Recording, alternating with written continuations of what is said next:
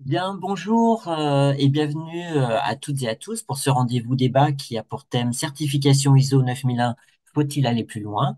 Pour répondre à cette question et apporter leur point de vue, j'ai avec moi deux experts, Cathy Barré-Baumard, autrice, consultante, formatrice, experte du secteur sanitaire et médico-social, ainsi que du management d'équipe et de la gestion des risques. Et j'ai également avec moi Jean-Marc Gandhi, auteur, consultant, formateur en management de la qualité et management d'équipe. Alors, nos experts ont souhaité vous soumettre ce temps d'échange, non pas pour remettre en cause la norme ISO 9001 ou bien sa certification, mais afin d'aller plus loin dans la réflexion de la performance de l'entreprise face à des constats qui peuvent survenir malgré cette certification. Alors, le webinaire durera environ 1 heure et sera organisé comme ceci. Nos experts vont dialoguer sous forme d'argumentation et de contre-argumentation afin de balayer des opinions différentes sur le sujet. À la fin de leur présentation d'environ 15 minutes, nous vous laisserons la parole afin de débattre avec eux.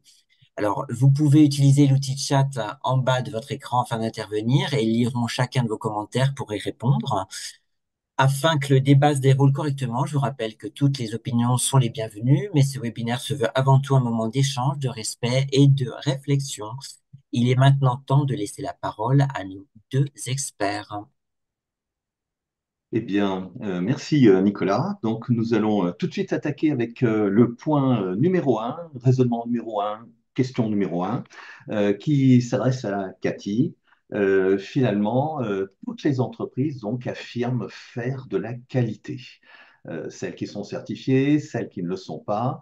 Mais on peut se poser quand même une question. Si cela était vrai, cela se saurait? Qu'en penses-tu, Cathy? Bonjour à tous déjà, et effectivement, il est vrai que le marketing et la communication règnent aussi aujourd'hui en maître dans les entreprises, on le sait très bien, en plus boosté par les réseaux sociaux. Mais hélas, beaucoup d'affirmations, le cœur sur la main, sont effectivement mensongères, et notamment en termes de qualité promise. Donc cette tendance se voit aussi dans les métiers du service du secteur sanitaire et médico-social qui est le mien, et on a l'impression qu'il y a quand même une réelle confusion entre les normes, les réglementations, les recommandations, etc.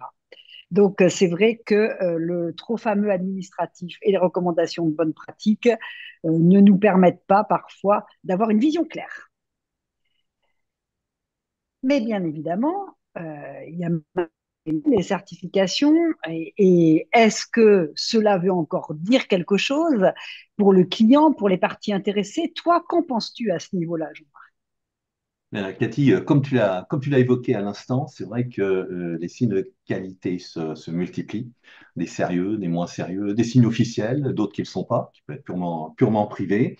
Donc, ça contribue parfois un peu à un manque de clarté. On retrouve d'ailleurs ce sujet-là sur le débat qu'on avait animé la dernière fois, qui était sur l'ISO 26000. Hein. On retrouve aussi cet aspect-là. Alors, il faut en revenir au fait que la norme ISO 9001 est quand même un gage de sérieux, digne de confiance. Il y a quand même une certaine ancienneté derrière. Et puis, bien entendu, le fait qu'il s'agit quand même d'une norme qui est internationale, qui ne cesse donc de s'adapter au nouveau contexte, qui donne donc un cadre directeur quand même qui est tout à fait valable et après applicable, y compris en PME.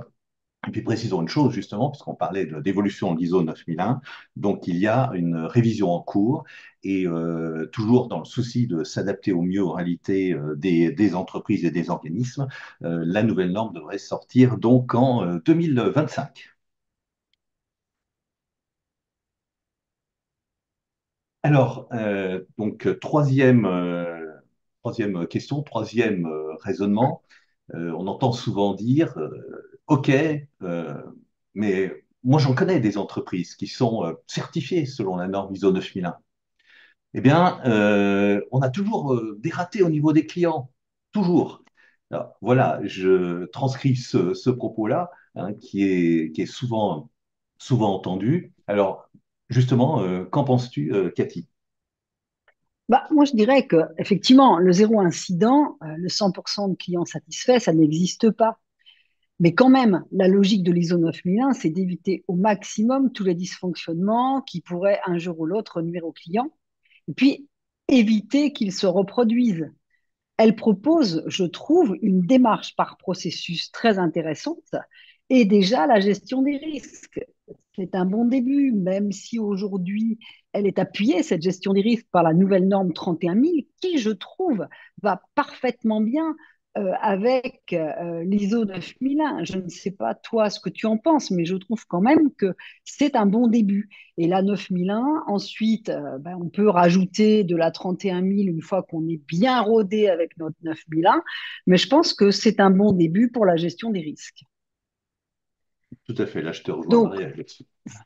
voilà, tu vois, moi je pense que si on pense système de management qualité, il y en a qui disent bah, laisse-moi rire, moi je veux bien, mais pour notre PDG, la qualité c'est essentiellement en production, c'est agrémenté de quelques enquêtes de satisfaction client et basta. Moi je ne trouve pas aujourd'hui. Je ne sais pas ce que tu en penses. Justement, si effectivement notre PDG raisonne comme cela, on peut carrément dire qu'il ne répond pas aux exigences de la norme.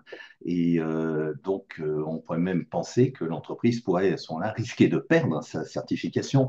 Que la qualité, au sens ISO 9001, ça concerne tous les processus, toutes les fonctions, tous les collaborateurs de l'entreprise. Alors, bien entendu, la production, mais pas seulement, c'est aussi la partie commerciale, le processus achat, processus RH, l'administratif, la gestion, etc. Et on ne peut pas être centré uniquement sur la partie production ou réalisation si on est hors secteur industriel. Alors, nous en arrivons au point suivant, raisonnement numéro 5. Cathy, tu m'affirmes que le management de la qualité, ça concerne vraiment tout le monde, sauf peut-être bien sûr le fonctionnement et les pratiques quotidiennes de notre direction.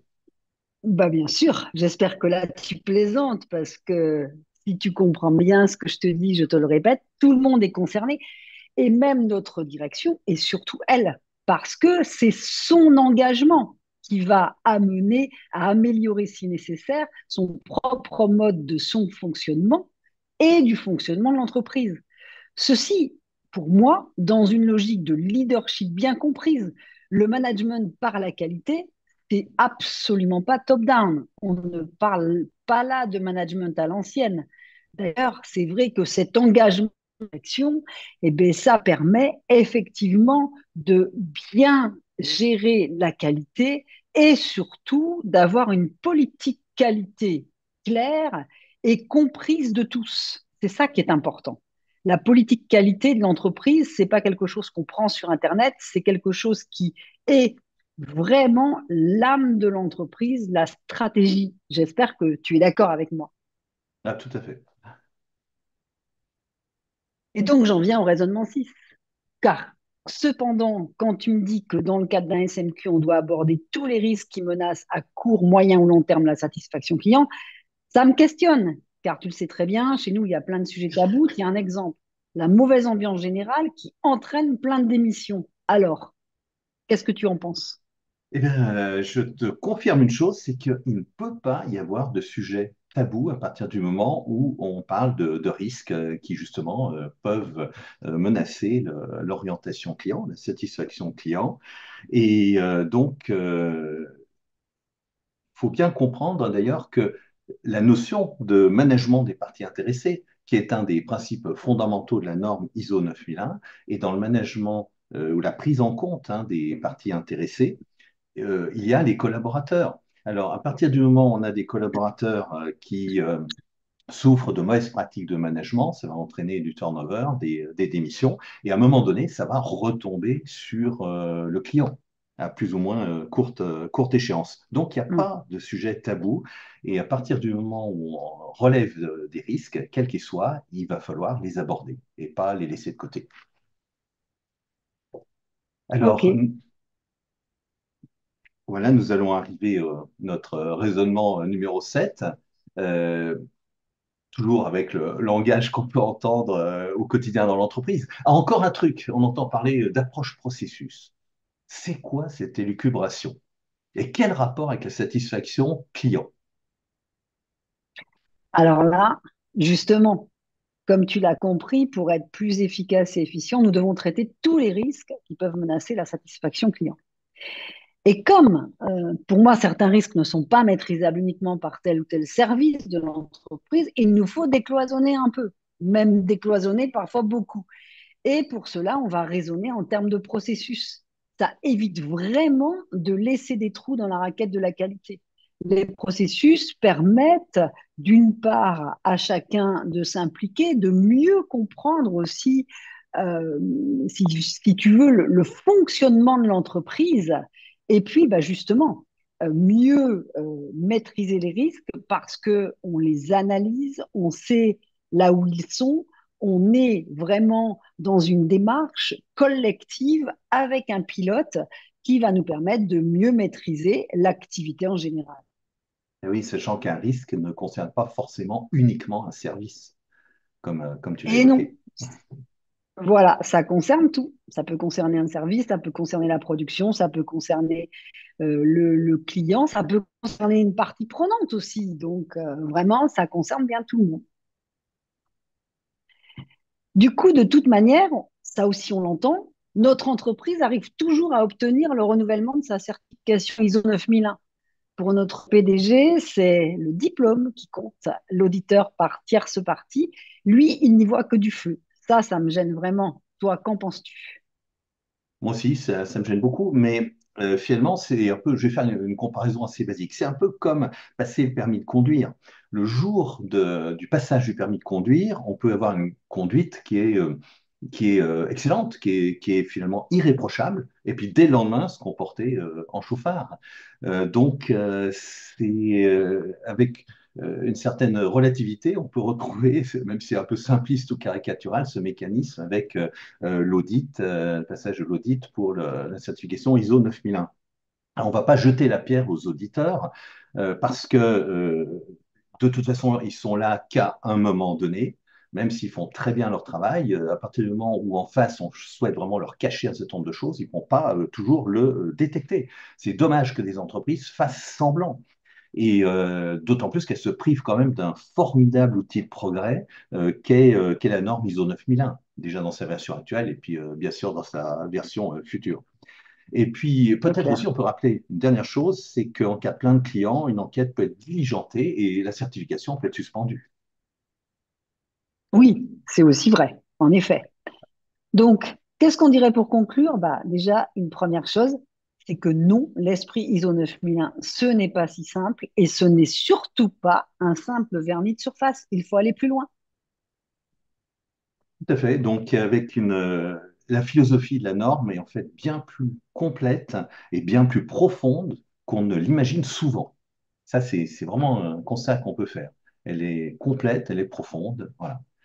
Et je pense que tu peux Exactement. Et à ajouter, partir du voilà. moment où ouais. Et à partir du moment où des entreprises appliquent sincèrement et à tous les niveaux, à tous les étages, les principes de la norme ISO 9001, avec une logique bien sûr d'amélioration continue, alors oui, la certification sera un gage de qualité, d'organisation et de satisfaction client. Pour moi, c'est la première à mettre en entreprise. Et on peut même se poser la question, est-ce qu'on est si éloigné avec la norme ISO 9001 d'une question, allez, on lance ces grands mots d'éthique, voire même de responsabilité sociétale. La norme ISO 9001, loin de nous l'idée de dire qu'elle remplace la norme ISO 26000, qui d'ailleurs elle n'est pas certifiable, mais on sent déjà des prémices, parce qu'à partir du moment où on doit prendre en compte des risques potentiels, qui peuvent être par exemple non-respect des collaborateurs, non-respect d'une partie intéressée, ça peut présenter effectivement un risque au sens client, la norme ISO 9001. Donc, quelque part, on peut effectivement dire qu'on a presque les germes de quelque chose d'assez profond au sein de la norme ISO 9001.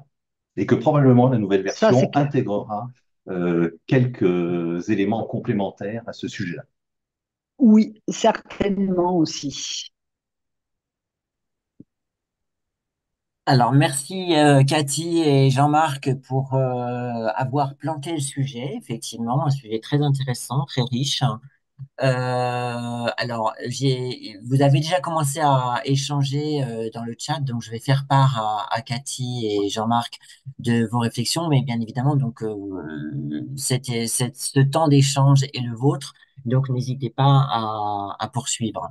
Alors, tout de suite, effectivement, un petit rappel. Alors, je fais les questions dans l'ordre, hein.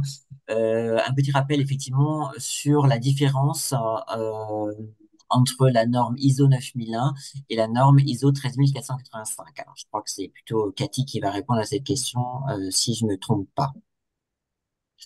Ah oui, alors l'ISO 9001 est la norme managériale et l'ISO 13485 est spécifiquement dédié aux dispositifs médicaux. Voilà. Donc, c'est vrai qu'on retrouve des éléments de la norme dans cette norme 13485, mais elle est vraiment spécifique aux dispositifs médicaux. Donc, si vous avez une entreprise qui fabrique, qui produit des dispositifs médicaux, il faut aller directement vers la norme 13485. Voilà, tout à fait. Et merci Cathy. Alors ensuite, pouvez-vous apporter une précision sur la prochaine révision de la norme ISO 9001, car j'avais compris qu'en mars, le comité n'avait pas validé sa prochaine révision. Bon, une question attendue mais nécessaire. Ouais.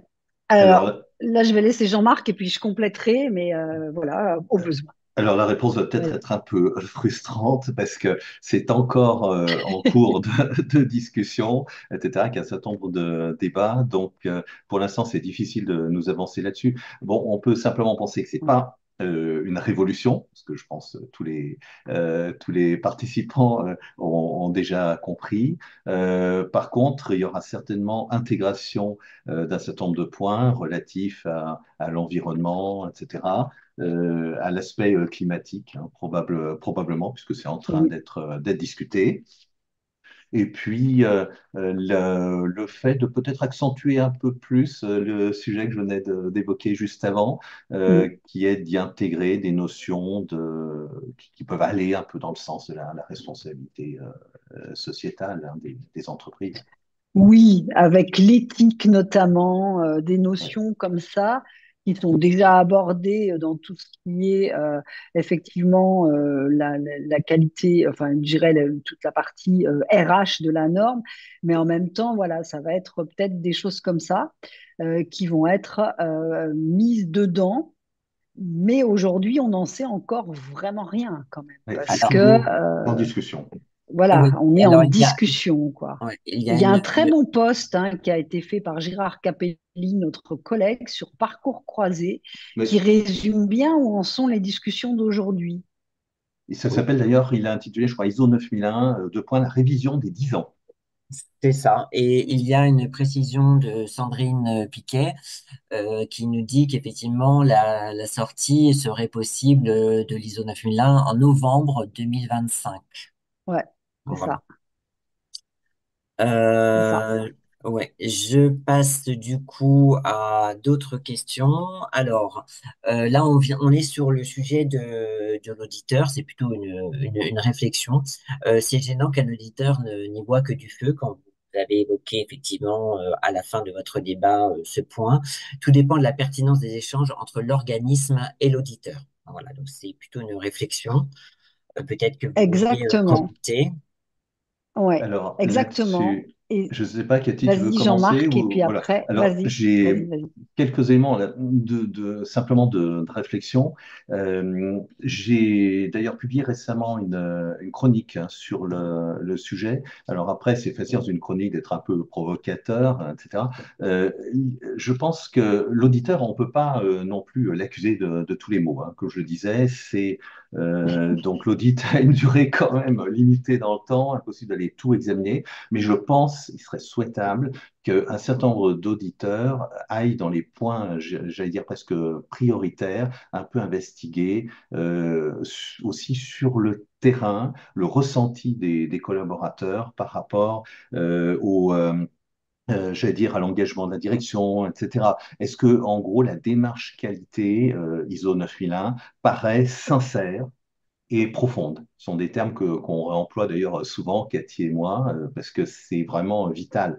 Parce qu'il ne s'agit pas de se concentrer uniquement sur la conformité, par exemple, documentaire. Le point peut-être le plus important à privilégier, ça serait sans doute d'aller, pour certains auditeurs, un peu plus sur ce terrain-là, donc de sentir, d'essayer de mesurer. Alors, effectivement, après, c'est pas forcément des indicateurs ultra précis, mais sentir s'il y a sincérité, une certaine sincérité, une certaine profondeur, c'est-à-dire qu'on laisse pas de côté des sujets justement tabous dans la démarche qualité. Alors, Exactement. Et c'est ouais. vrai que là aussi, les auditeurs doivent être professionnels, on rappelle, hein, ils doivent être impartiaux, évidemment.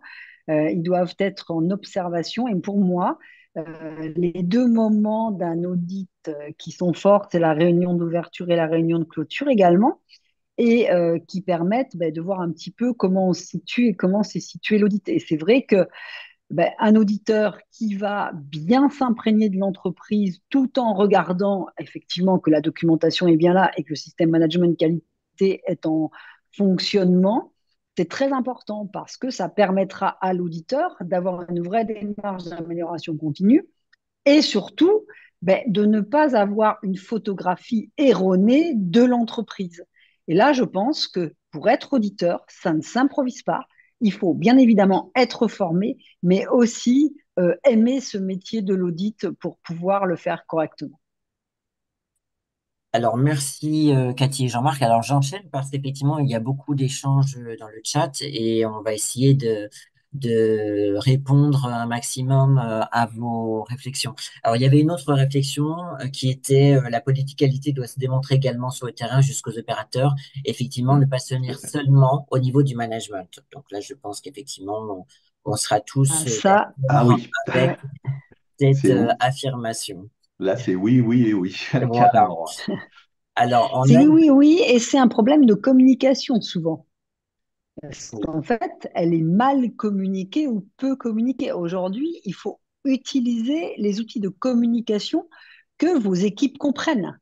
Ça peut être des outils de communication comme un outil numérique. Ça peut être un langage différent. Moi, je travaille dans le secteur social et médico-social. On va utiliser aujourd'hui beaucoup le FALC ou facile à lire et à comprendre pour que tout le monde s'imprègne de cette politique. Et ça, J'ajouterais une petite chose en complément.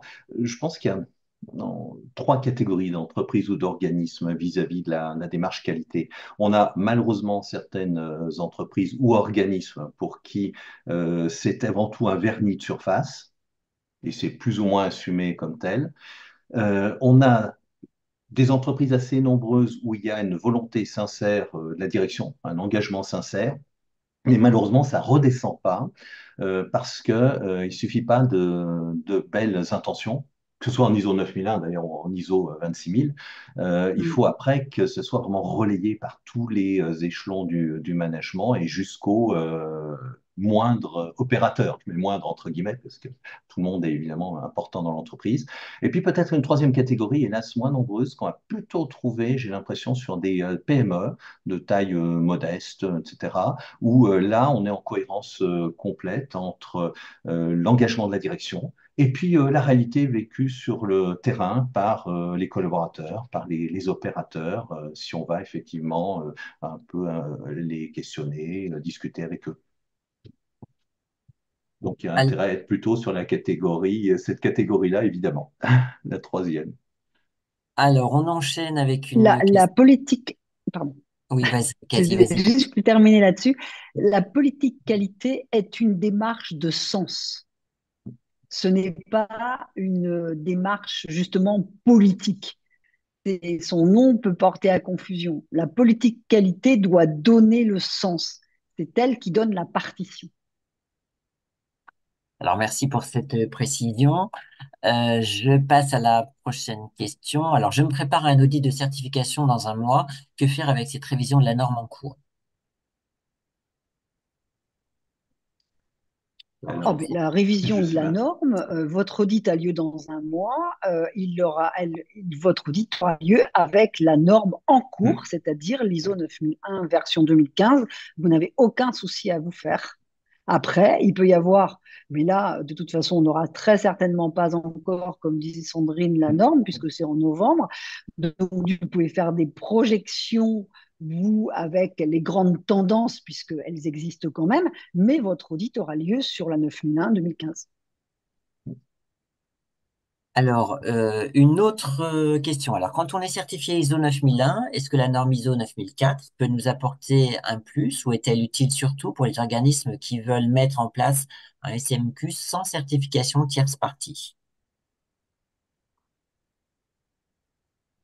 Alors, je Je ne te sais pas. laisse Je sais répondre, pas. Jean-Marc. Là, j'ai pas. Alors, je vais répéter la question. Ouais, Quand on pas est de. certifié, quand on est Ouais. certifié ISO 9001, est-ce que la norme ISO 9004 peut nous apporter un plus ou est-elle utile surtout pour les organismes qui veulent mettre en place un SMQ sans certification tierce partie?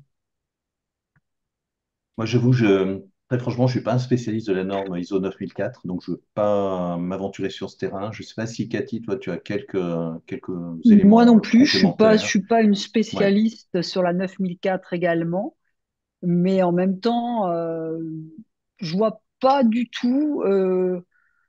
Elle donne les grands principes d'un ouais, management par la ouais. qualité, mais bon, pourquoi en plus? Pas forcément. Par contre, elle peut être un complément puisqu'elle date de 2018, donc on peut tout à fait regarder ce qu'elle dit au regard de la norme ISO 9001. Mais bon, après, l'avoir obligatoirement, non, je ne pense pas. Alors, nous avons effectivement Mm, Sandrine Piquet qui vient à notre rescousse. mm. Alors, l'ISO 9004 n'est pas une norme de certification, c'est un outil Voilà, complémentaire avec Complémentaire. ou Ouais. sans l'ISO 9001. c'est ça. Voilà. C'est ça. C'est une guideline, hein, la 9004, donc voilà, Mm. c'est ça. Euh, alors, ensuite, j'enchaîne avec l'autre question. Donc, existe-t-il une norme ou une approche de système de management intégré, type QSE, voire QSE, RSO? Alors, existe-t-il une norme ou une approche de système de management intégré? Mhm. Oui, Oui, vas-y, approche de Cathy. Bah, système de management intégré, Ouais. donc ISO 9001 et 26000 oui, aujourd'hui. déjà, oui. Aucun souci. Déjà, c'est la meilleure approche intégrée si on veut démarrer. Donc après, on peut y associer des normes de management de risque comme la 14001 ou la 31000. Mais déjà, si on fait un système de management intégré ISO 9001, 26000, c'est ambitieux pour moi. Alors, ensuite, nous sommes un organisme de formation certifié ISO 9001 et Calliope. Existe-t-il une norme certifiable sur le métier de la formation? Euh, Ça veut Alors, dire quoi une norme certifiable? Je comprends pas bien, moi. Jean-Marc, vas-y. Alors, alors, là aussi, j'aurais du mal à répondre. Je sais qu'il y a Non. je crois qu'il y a une norme effectivement qui est certifiable je, autre ça peut Oui. être que le l'ISO référentiel Calliope. 21001. Ouais, Peut-être voilà, l'ISO Oui, c'est 21. ça. C'est la 21001. 21 Mais qui est après, plus, pourquoi effectivement, plus orienté organisme de formation. de formation? Mais bon, après, si on a déjà une 9001 et un Ouais, Calliope, à mon avis, quand même, ou alors il faut changer. À ce moment-là, dire la 21001 convient mieux, mais moi, je ne suis pas complètement de cet avis. Et Sandrine, que je connais très bien et qui est spécialiste Calliope, peut donner son avis. Mais moi, honnêtement, Ouais. si on a une 9001, une Calliope, pour moi, c'est très bien. Après, ou alors Alors, il faut aller sur la 21001. alors, il y a justement Sandrine qui précise ISO 21000, 21001, pardon, exigence relative à un Ouais, système de management pour les organismes d'éducation-formation. Voilà, ISO ouais, 21001. ouais. Et puis, c'est ça. il y a Gérard Capelli qui complète la réponse de la question précédente. Il n'existe pas, à ma connaissance, de normes de SMI, donc système de management intégré, mais il Non, existe pas du tout. l'EFQM, modèle de performance Voilà. globale. Hmm. Oui, c'est vrai. Donc voilà. Après, attention, hein, il faut. Alors aujourd'hui, on parle beaucoup de système de management intégré, on intègre tout. Attention, attention de ne pas faire des usines à gaz. Il faut quand même bien vous dire quelque part que si on se certifie, ça veut dire certification, ça veut dire effectivement l'audit initial, les audits de surveillance, l'audit de renouvellement. Et ça veut dire aussi que pour les collaborateurs, voilà, il faut que ce soit un système de management intégré qui soit encore lui aussi, qui fasse sens pour tout le monde. Donc il y a beaucoup de normes. il faut effectivement regarder celle qui convient le mieux. La 9001, pour moi, est la norme de base en termes de management de la qualité. Après, on peut l'intégrer à d'autres normes, mais attention aux doublons, aux triplons ou aux normes qui ne seraient pas justement intégrables entre elles. Là, je pense qu'il faut Hmm. vraiment avoir une vigilance forte. Parce que 9001 plus Calliope, ça me paraît très très bien. 21001 plus Calliope, ça me paraît très très bien. Par contre, 9001, 21001 plus Calliope, ça me paraît dangereux. Oui, j'ajouterais une petite réponse à ce que j'ai pu observer sur le terrain avec, dans certaines entreprises ou organismes. On a cumulé différentes normes et malgré des essais d'intégration plus ou moins réussis, on aboutit à quelque chose qui parfois ressemble un peu à une usine à gaz. Donc après, on risque de parfois un peu décourager les collaborateurs et quelque part, en soi-même, on pourrait dire que un système de management de la qualité trop complexe qui devient paralysant. C'est un risque en tant que tel, notamment au terme risque pris au sens basique de la norme ISO 9001. Donc Exactement. attention à ce phénomène-là aussi, qui peut, en voulant faire trop, on peut être finalement contre-productif en termes de qualité. Alors, on a en fait aussi une intervention sur les auditeurs. Alors, je pense que les auditeurs ne se focalisent plus depuis longtemps sur le volet documentaire, mais en revanche, le côté subjectif du ressenti des personnes du terrain est dangereux. Alors, je ne sais pas si il y a plusieurs éléments dans cette réflexion. Donc, Alors, les auditeurs ne se focalisent Ouais. plus depuis longtemps sur le volet documentaire. Mais en revanche, le côté subjectif du ressenti des personnes du terrain est dangereux. Alors, peut-être un commentaire. Ouais, vaste question. ouais. Il y a vraiment un débat là-dessus. Alors, effectivement, il faut éviter à tout prix de tomber dans une subjectivité. Mais moi, je ne serais pas tout à fait d'accord avec le fait que les auditeurs ne s'intéressent plus à la partie, enfin, beaucoup moins à la partie documentaire. Hein. Quand même, ça fait partie des bases. Mais après, je pense qu'il faut pouvoir aller aussi un peu plus sur le terrain, pas se contenter non plus de ressentis de la part de la direction, de la direction qualité, euh, parce que là, effectivement, on risque de ne pas avoir tous les éléments. C'est pour ça que j'évoquais tout à l'heure le fait de se rendre vraiment sur le terrain, tout en, dans son rôle d'auditeur, en sachant prendre quand même du recul. Après, on n'est pas sur quelque chose de statistique, mais on sent quand même très vite si derrière, il y a un véritable esprit qualité ou pas. Je pense qu'on peut le sentir très vite. Mais effectivement, il faut être prudent. Mais de toute façon, quoi qu'on fasse, il y aura toujours une part de subjectif. Il faut essayer que ce soit le moins, j'allais dire, au plus proche comme de la réalité. Hein. C'est évident. Alors, c'est peut-être lié aussi au fait que la version 2015 introduit la notion d'information documentée et non plus forcément voilà, les documents qu'on avait avant, c'est-à-dire les processus, les procédures, les modes opératoires, le manuel qualité. Et ça peut peut-être à ce moment-là induire quelqu'un en erreur, voire un auditeur.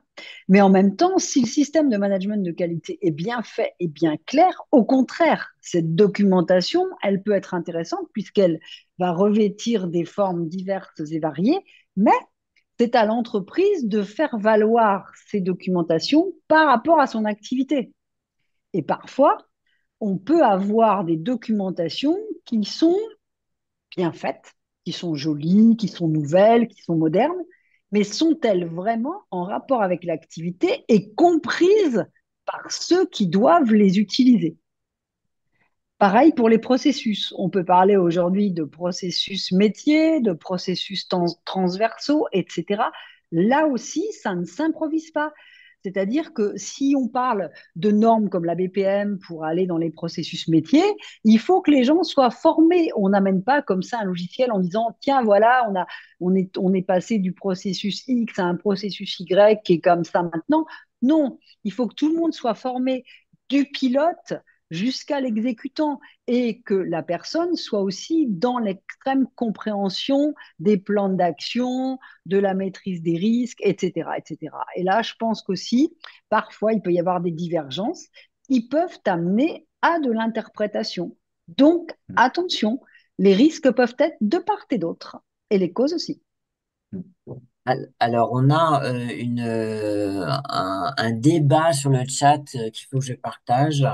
Alors, une intégration partielle, non, excusez-moi, c'était, voilà, pardon, excusez-moi. Au vu des prochaines évolutions de la norme ISO 9001, est-il pertinent de se lancer avant la sortie de la nouvelle version de la norme ISO vers une démarche RSE?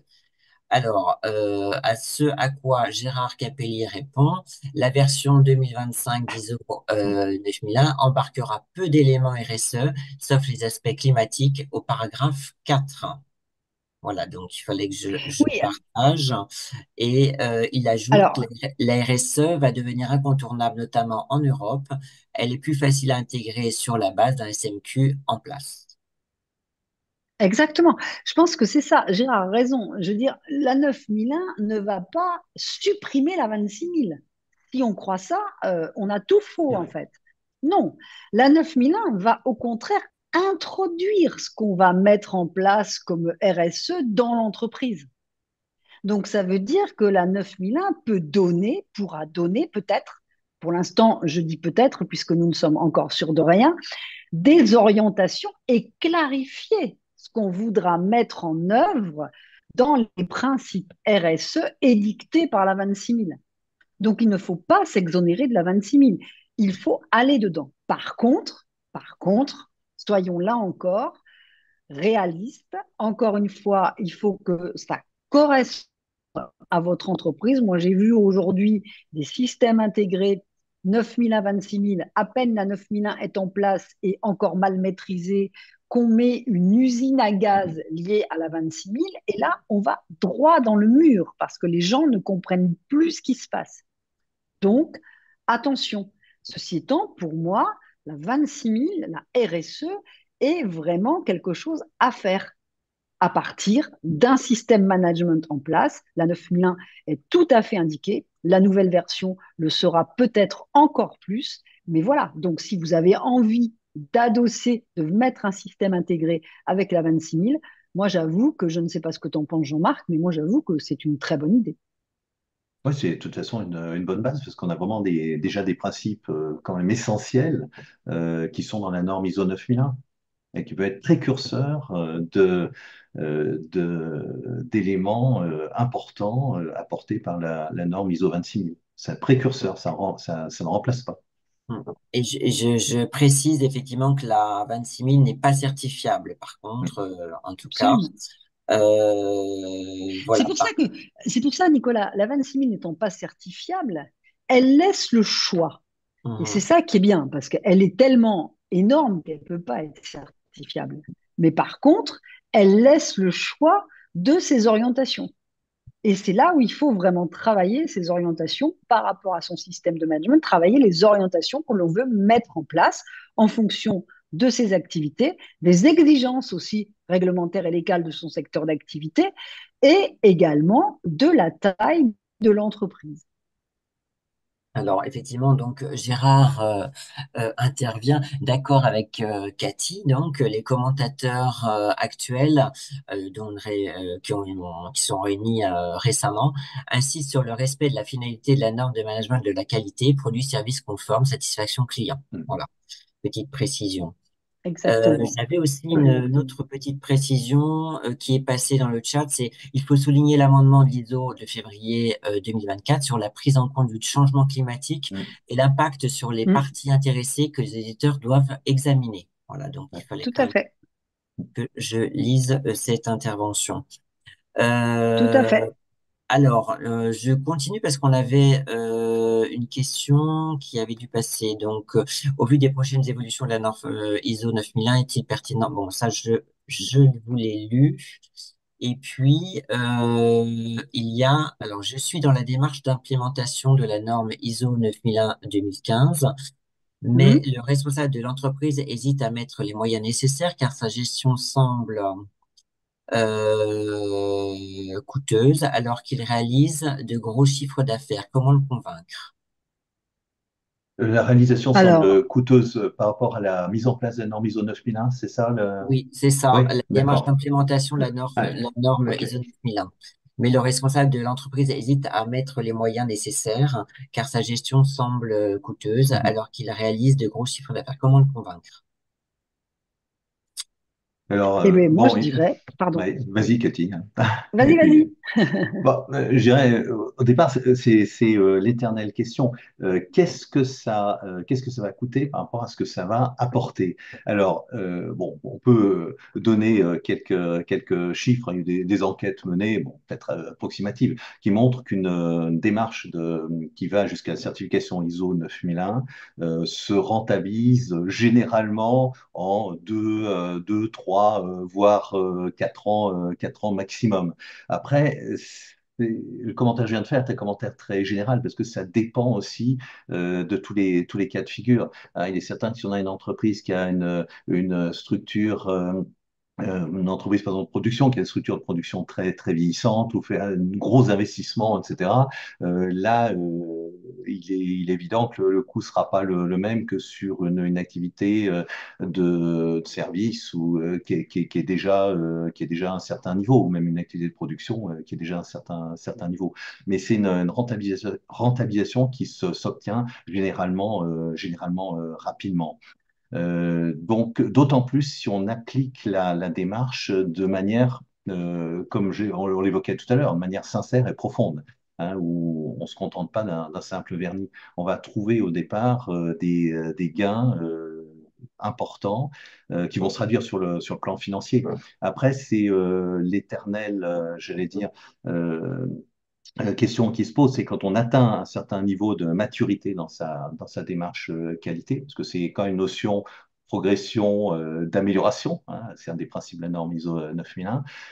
Après, c'est vrai que pour progresser un peu, on doit avoir des efforts qui vont être plus importants. Donc parfois, le rapport coût-gain sera peut-être moins fort à partir d'un certain niveau.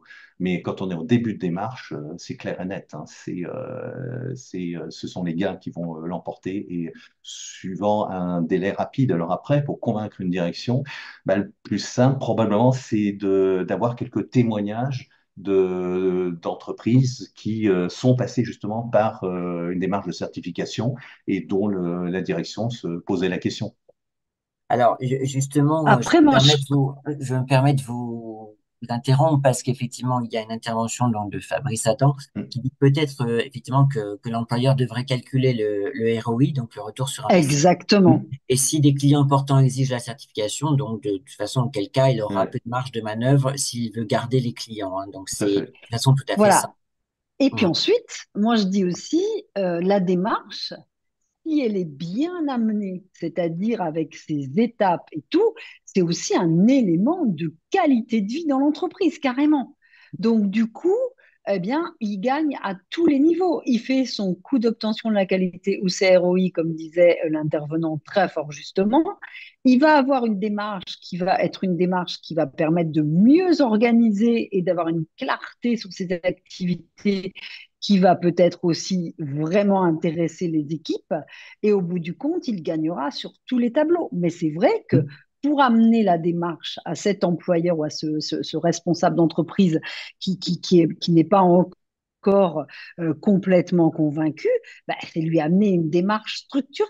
Commençons déjà par dire, ben, on va s'engager dans l'ISO 9001, structurons-nous. Commençons par réfléchir à telle chose, notamment la politique qualité peut-être, et puis à telle chose, à telle chose, à telle chose, et mettons en place sur un temps donné. Et à mon avis, entre la planification, les personnes concernées, etc., ben, ça permet aussi de gérer la mise en œuvre de la qualité, la communication, cette mise en œuvre auprès de ses clients. Et si certains de ses clients, ben, justement, ont besoin d'une certification, ça va les rassurer et il ne va pas les perdre. Au contraire, il va les Et consolider. je ferai un petit ajout, c'est peut-être aussi partir d'exemples concrets qu'on a dans cette entreprise. Imaginons par exemple qu'on ait un taux de turnover anormal par rapport à des entreprises similaires, un taux d'absentéisme qui est absolument anormal. Bah, tout ça, ce sont quand même des questions qui doivent être relevées dans le cadre d'une gestion de la qualité.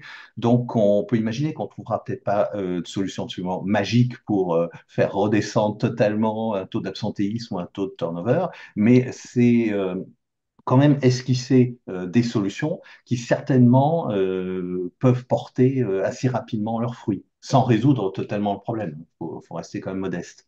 Donc c'est ça aussi. Or, assez souvent, peut-être pas trop souvent, mais assez souvent, on a des directions qui vont raisonner beaucoup sur la qualité en production, hein, ou en réalisation, si on est dans le domaine du service, alors qu'en fait, c'est l'ensemble de l'entreprise qui est passé, entre guillemets, à la moulinette de l'examen des risques en termes de qualité.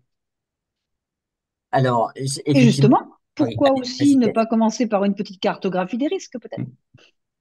Tout à fait. Mm. Alors, j'ai juste une autre question. On revient sur la nouvelle version de la norme. Suite à la sortie de la nouvelle version de la norme, quel sera le délai pour l'appliquer?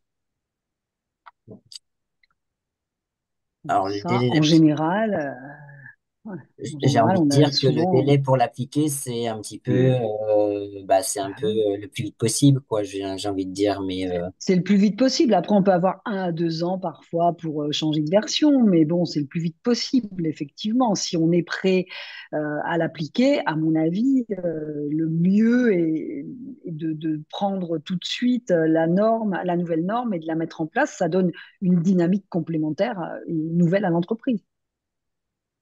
c'est bien sûr à compter de la sortie officielle de la norme, hein, bien entendu. Mais oui, sortie Mais on officielle, peut bien sûr. anticiper. Si à partir du moment où on arrive à récupérer un certain nombre d'éléments, je pense qu'on aura au fur et à mesure des éléments Ouais, complémentaires qui vont indiquer déjà dans quel sens va aller la nouvelle norme.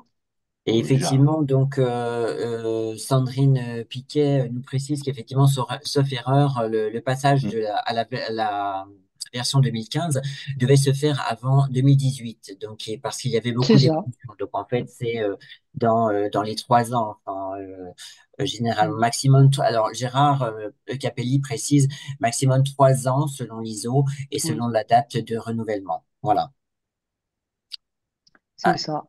Alors, nous avons une autre intervention. Donc, un diagnostic de l'entreprise peut amener le dirigeant à envisager une mise en place d'une démarche qualité. Donc, un diagnostic de Oui, l'entreprise peut amener le dirigeant à envisager une mise en place d'une démarche qualité. Ça, bien sûr. oui. Bien sûr, le Tout à diagnostic de fait. l'entreprise va permettre justement de donner une vision claire de là où on en est et de choisir la démarche qualité qu'on veut mettre en place. Et l'ISO 9001, la plupart du temps, si on veut commencer en qualité, est la norme totalement indiquée, pour moi. Alors, je suis désolé parce que je ressaute au sujet précédent sur le délai d'application, en fait. Donc, Marie-Paul Bougard nous précise qu'effectivement, si l'on s'appuie sur l'historique, on a 1 an pour basculer quand il y a peu de modifications et 3 ans C'est quand ça, il y en a beaucoup. Voilà. Donc, c'est de toute ça. façon, ça sera dans les 3 ans. Alors, s'il n'y a plus effectivement d'intervention dans le chat, j'aimerais quand même, Cathy et Jean-Marc, que pour conclure ce sujet, effectivement, qui était certification ISO 9001, faut-il aller plus loin? Donc, si vous aviez une phrase chacun pour conclure un petit peu ce sujet, alors, comment est-ce qu'il faut aller plus loin et comment on pourrait aller plus loin? On a déjà balayé beaucoup de sujets, Alors, mais si vous eh deviez bien, conclure chacun. eh bien je me lance. Euh, aller plus loin, en fait, la norme ISO 9001, comme on a voulu le mettre en avant, est en fait très complète, hein, même si elle va encore évoluer, très profonde. Alors, est-ce qu'il s'agit forcément d'aller plus loin? Oui, on peut sur certains domaines spécifiques, hein, aller sur d'autres normes complémentaires, mais comme Cathy l'a rappelé, c'est vraiment la norme de base.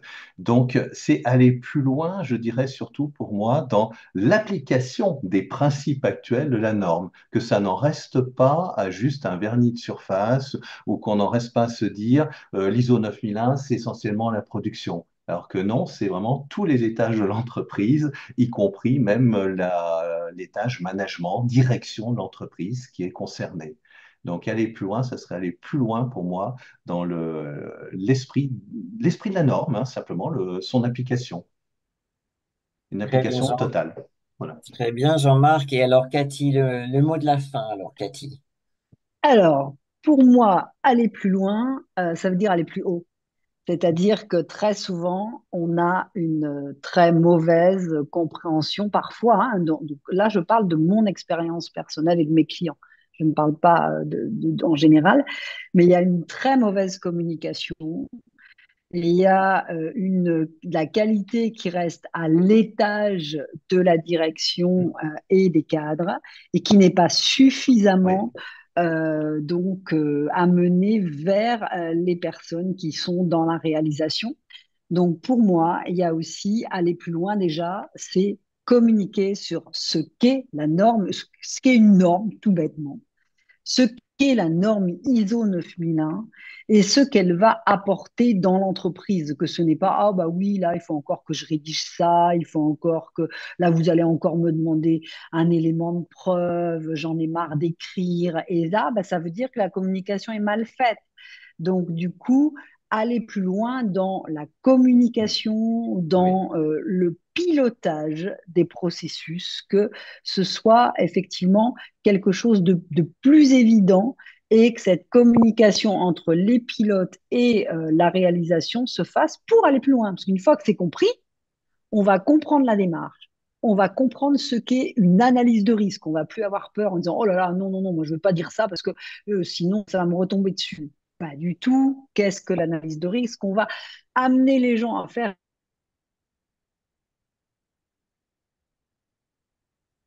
Cathy, nous Ah, ne on a- t'entendons plus. Oui, il y a eu alors, un Ah, blanc. Alors, si tu veux juste après, on pourra reprendre aller plus loin.